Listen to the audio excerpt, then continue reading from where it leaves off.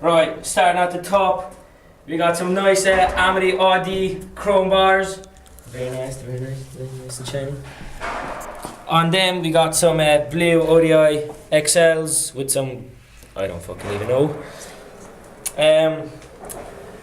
Called Salvation Stem and Rasta, was given me by a mental patient.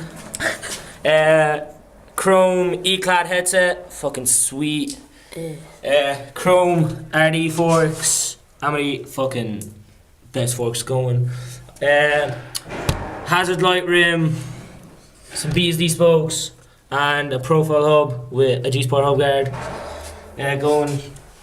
We got a Sputnik Skyline V3 frame in raw. We got some Harrow cranks, don't know what they are. Some demolition pedals. The profile sprocket obviously with the guard on it. Some Saw Plus chain.